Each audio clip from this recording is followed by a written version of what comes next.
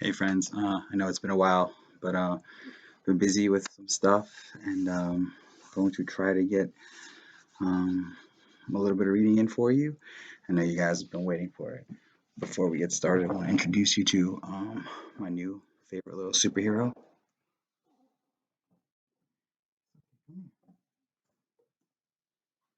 It's little baby Penelope, my little baby daughter. Say hi.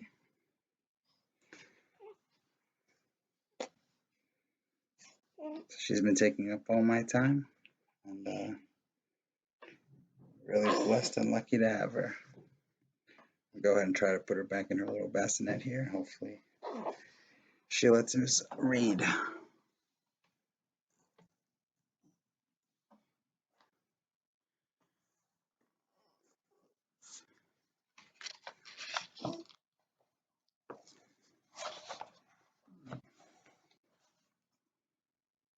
All right, chapter 8.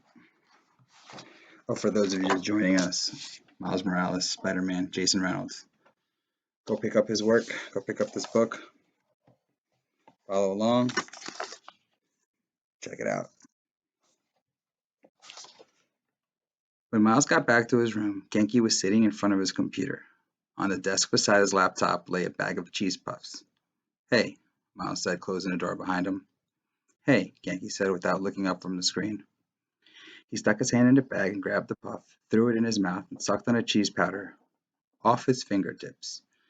Then he glanced over at Miles, who inched past him. Whoa there, Spider-Man. You left in tights and a mask, and you came back in dusty jeans and a hoodie? What'd you do? Take up a life of crime and rob a hipster?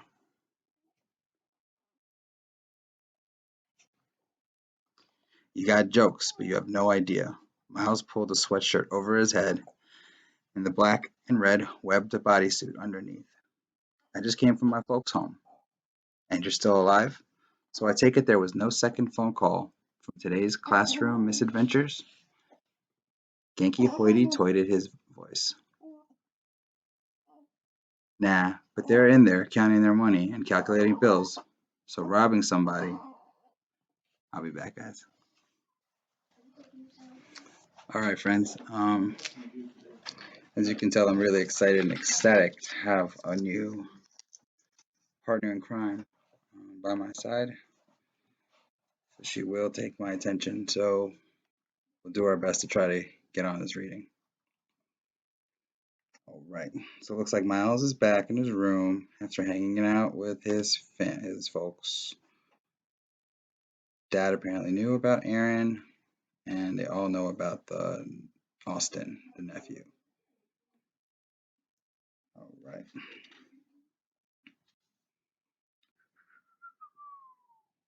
Miles plopped down on his bed. He pulled his mask from his pocket of his sweatshirt and tossed it to the side. He wanted to tell Genki about beating up the guy he caught trying to stick the kid up for his sneakers, how he pummeled him, how the guy's blood dotted the sidewalk, how he snatched the sneakers from the guy's feet and gave them to the kid as some kind of added justice. Miles understood that kind of vengeance. It was in him, but he couldn't tell Genki that. Plus, if he was being honest with himself, Genki was right. He couldn't do it. Because no matter what you say, you're just like me. The words slow motion down Miles' ears like sap, and he instantly flashed back to the white cat. And from the white cat, he flashed to his uncle, snarling, his hands reaching for Miles's neck. Genki continued. Except, of course, I can dance. Oh, and you are a superhero, remember? He wiped orange dust on his sweatpants. Man, just give me some cheese puffs. And what does your dancing have to do with anything? Why don't you come steal them? Genki laughed, and he held out an open bag to Miles, who just snatched it. No, but seriously, what if you, I don't know, dance for money? What? Miles screwed his face up. Not like that, man. I'm saying, like, showtime. No. Miles, you've seen that kind of bread those kids get. And you need, Genki. Miles put his hand up. I'm not pop locking up and down the train for quarters. First of all, you wouldn't have to pop lock, and secondly, with your abilities, we'd make dollars, not quarters. We? Well, I gotta get my management fee. A small cut. Plus, somebody gotta collect the cash. Genki flashed an angelic smile. At least think about it. Miles shook his head. There was no way. Miles definitely couldn't be a jack boy, but he also couldn't be a subway dancer, a Showtime kid, because he couldn't dance. He had all the coordination in the world when it came to jumping across rooftops or dodging punches, but to get his body to move on rhythm was a superpower he just didn't have. How about you think about this? How about you think about this? Miles shot web across the room, thick floss making a spaghetti mess on Genki's t-shirt. Petty Miles. Genki shook his head and didn't even bother to peel the string from his sleeve. Miles shrugged. What you doing anyway? He grabbed his cheese puff bag. Researching my name for the Blaufuss's homework, which, by the way, you still have to do. I know you needed to go get some air or whatever it is that you did when you climbed out the window, but I just hope you breathe in some poetic inspiration. Unless you plan on trying to get more extra credit. Yeah, no, extra credit is out. But the thought of having to write a poem at this time of night, after the day he'd had, made his head feel like it was being pinched in a vice.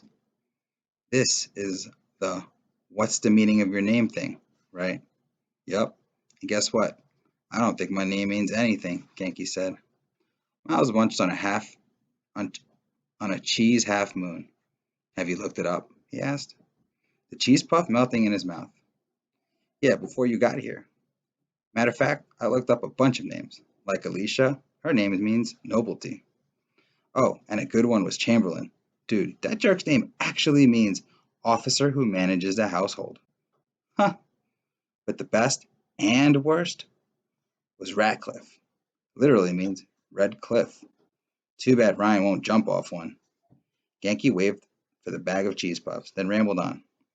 Anyway, the point is, when I looked up mine, the only thing that came up was some kind of definition from Urban Dictionary that said it means kill.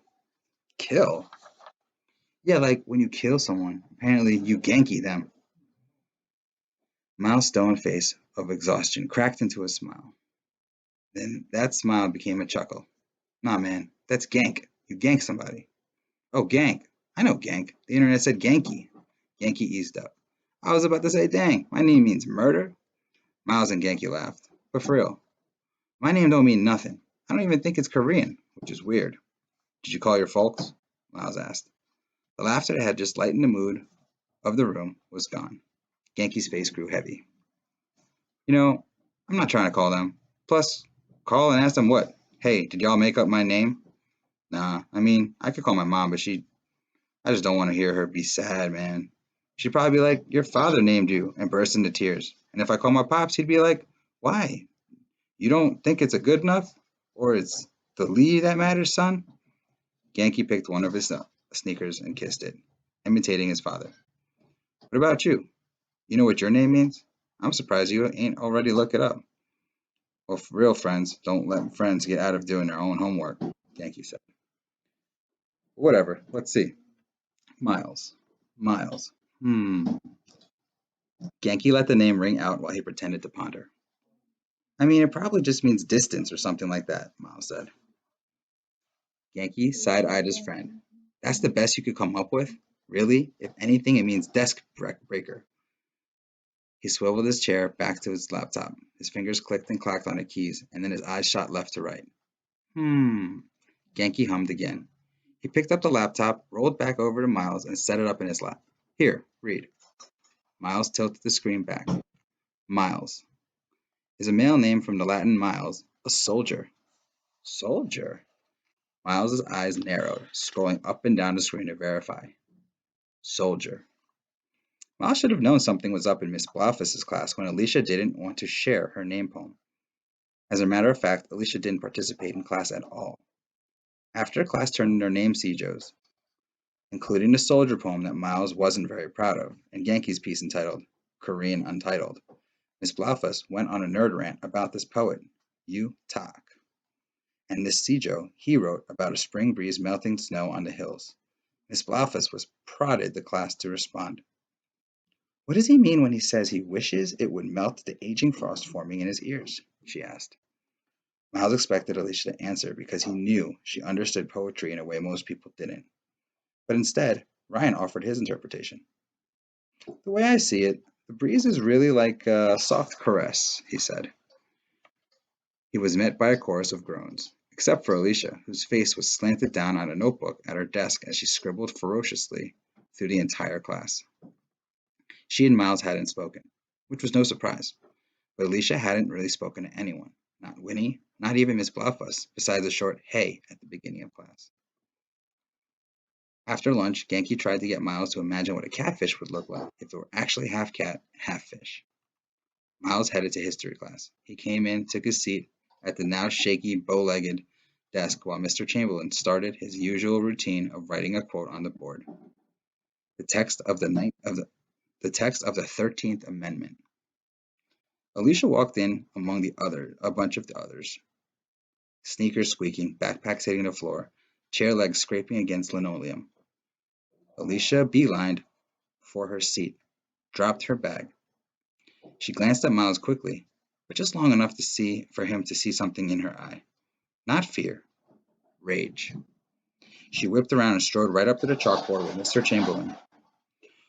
Mid scrawl, and picked up a piece of chalk from the chalk tray. Alicia?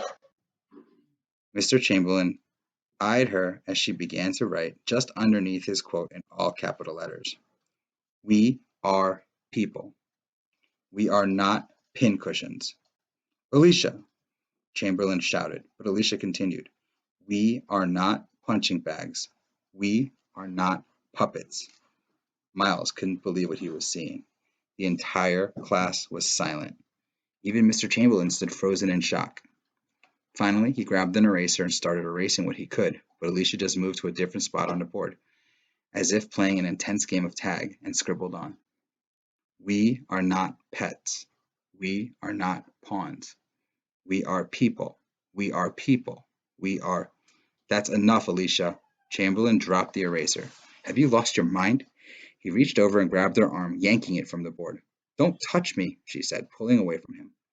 Miles lifted himself off his seat instinctively, the backs of his knees sizzling, ready to pounce. Chamberlain stepped back. Miles eased up. Don't ever, ever put your hands on me, Alicia scowled, and then she began to recite what she had written out loud. We are people. We are not pincushions. We are not punching bags. Go down to the office right now, Chamberlain growled, his nostrils flaring. Alicia turned to the rest of the class, all of whom sat with their mouths open. Some, like Brad Canby, surprisingly nodding. We are not puppets. We are not pets. We are not pawns. Get out of my class, Alicia. This is out of line. I'll have you suspended, expelled. Alicia looked directly at Miles, directly into him, her eyes glazing over. We are people. People. She looked back at Mr. Chamberlain, threw the piece of chalk on the floor, grabbed her backpack, and left. So Wednesday wasn't totally uneventful. Not as uneventful as Thursday. Miles had pretty much been on his absolute best behavior. No hangouts. His secret crush had basically been crushed, and unfortunately, no campus convenience job to go to, just school. And wondering about Alicia. He knew she had been suspended, and he couldn't help but to think what he could have done, even if it just meant reciting the words with her. But he couldn't do that. No. He could have. He just didn't. But she was back in class on Friday, the last day of their CJO unit. She took her seat, keeping her back to Miles. He tried to speak, but he couldn't find the words. Somehow, he'd misplaced his hellos. Miss Blathers wrote on the board in the loopy cursive, if only. This is how I want each of you to begin your poems. You will all write one, and before class is over, we will read them, one after another, as a single continuous poem, the perfect cap to this unit. Miss Blathers, who was wearing an old-school Janet Jackson concert t-shirt, gave the class 30 minutes. When the time was up, she started up at the front of the room with Shannon Offerman and worked backwards. The ongoing poem snaked through the room, jumping from issues with mothers to the desire to have longer hair, to if only I could love you, That one, of course, coming from Ryan. Eventually, it landed on Alicia. If only life weren't such a strangely complicated pattern. Every person in the world, a single fly stuck to the web, and fear is a spider waiting for the right moment to feast. Yankee slapped Miles on the back. She's talking about you, he whispered. No, she's not, Miles replied, even though he felt like she might have been. But she hadn't been paying him any mind, so he pretty much spent most of the class time trying to pretend she wasn't there. Every time he met eyes with her, he immediately felt like he was somewhere between naked and invisible. Winnie was supposed to be next, but she went absent, so Miles was up. Perfect. He cleared. He cleared the cobwebs from his throat. He croaked. I think I might have done this one wrong. No such thing, Miles. As good as your name poem was, I'm sure it's fine. Maybe different, but not wrong. Miss Bluffus reassured him. Miles gave him a nod, then stared down at his paper, and began. If only is what's circling in my mind every morning before I breathe in beauty and breathe out bad decisions. If only is a cool breeze before I spin the world apart. Miles could hear Genki's paper rustle behind him. Miss Bluffus's lips spread into a warm smile. Very nice, Miles. Next, Yankee. Skip, Yankee said. What? Why? Miss Bluffus asked. Miles turned around. Yankee was always eager to recite. I'm not ready, Yankee explained. But Miles could see that his poem was done. It doesn't matter, let's hear it. I'm sure what you have is beautiful, Miss Bluffus said. She had a way of seeing the good in everything, everyone. Tripley was less Trip, and everybody loved that about her. Okay, if only our parents knew how much we really love them, how much we really need them to smile and look at each other, with the eyes that say they still love each other as much as we do. That's not really how I wanted to say it, Genki explained. It's good, Genki, it's fine. Let's keep going. Next, Miles turned around and gave Genki a nod. For the rest of the week, Miss Bluffus's class had been poetry. Mr. Chamberlain's class, since the Battle of Alicia, had been war. Same crazy talk about the days of old Dixie, and how after the South lost the war, they were forced to end slavery. Neither slavery nor involuntary servitude, except as a punishment for crime, whereof the party shall have been duly convicted, shall exist within the United States or any place subject to their jurisdiction. The 13th Amendment. Mr. Chamberlain had written it on the board Wednesday, but after everything that happened, he decided to reteach the lesson Thursday. He explained how the amendment came to be, the key players, or disruptors, as he called them. But it was Friday. After all this setup, he drove home his main point about it. The beauty of it all, Mr. Chamberlain said. The subtle triumph in such tragedy for the Confederacy is this. He took a piece of cloth, raked it across the board underneath the words, except as a punishment for crime. See, the South rose again, and by a new, much smarter form of slavery, prison. He smiled. His eyes were open, a break from his typical blind gnome stance. Actually, he had been keeping his eyes open constantly since Tuesday, since Miles crushed the desk, which, by the way, had fallen completely apart. Now only on top of the desk, no legs were sitting on the floor. Mr. Chamberlain still made Miles work at it, even though it was more like a step stool than a desk. Not only was he forced to be at the desk, he had to abandon his seat and squat in order for him to actually use the surface. Miles had been squatting when he had scribbled other notes about the amendment and tidbits of Mr. Chamberlain's rants about the forefathers who wrote it in his notebook the previous day. And he'd been squatting today, Friday, doing the same thing, when Mr. Chamberlain decided it wasn't enough. It would be much easier for you on your knees, Morales, Mr. Chamberlain said to Miles. When he said it, he glanced at Alicia too. She had returned to class after a one-day suspension, and Chamberlain was watching her as if he was scared. She'd spring from her desk and tackle him. You may only use a chair if that chair is sitting level with an accompanying desk. And well, seeing as though yours isn't, because you decided to destroy it, I suppose I'd have to write you up if you choose that option. But the only reason he. Oh, Alicia, Mr. Chamberlain cut her off. We're not going to have a repeat episode, are we? Miles noticed Alicia's foot tapping, and even though he couldn't see her face, he knew she was biting her lip. You know, you can always join him down there if you'd like. Alicia stopped talking, just hung her head in defeat and disgust. Miles did too. He couldn't be written up again. He couldn't be suspended or expelled. This school was his shot, his opportunity. His parents reminded him of that. His whole neighborhood reminded him of that. So Miles, embarrassed, got down to his knees and continued scribbling his notes using low, legless desktop. It took everything in Miles to not lose it, to not break what was left of the desk over Chamberlain's head, to not break him open to see if he was full of white cat fur or something, because there was definitely something. But Miles continued to swallow it, convulsing with his screaming spidey sense. His handwriting becoming jagged streams of ink. Along with that, he had to deal with the awkward glances of his classmates, their mouths silent. No unchecked, snarky Chamberlain jokes, no nothing. Miles figured they were all looking at him as both a charity case and some kind of loose cannon, making up all kinds of stories about him. A Scolo trapped in his own temper, probably dealing with family issues. But before Miles could explode again, he was once again saved by the bell. Alicia immediately jumped from her seat to help Miles up, and even though it was a nice gesture, Miles couldn't help but pull away from her, upset, small.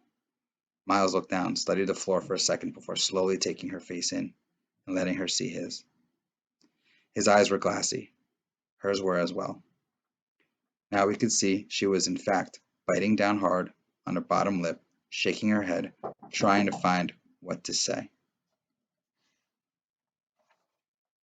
All right, guys, I got to pause right here, but I'll be right back. All right, so this chapter is probably going to have to be broken up into two parts, but I'm going to keep going a little bit longer until I find a good place to break, and then I'll pick it up again, most likely tomorrow. No promises, but that's what we'll try to do.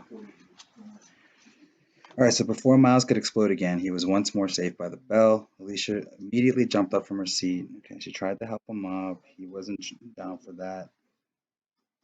Okay. Now he could see hers was too, in fact, biting down hard on the bottom lip, shaking her head, trying to find what to say. My family, she echoed out, shaking her head. Miles nodded. He understood. Yeah, mine too, he replied, a baseball stuck in his throat.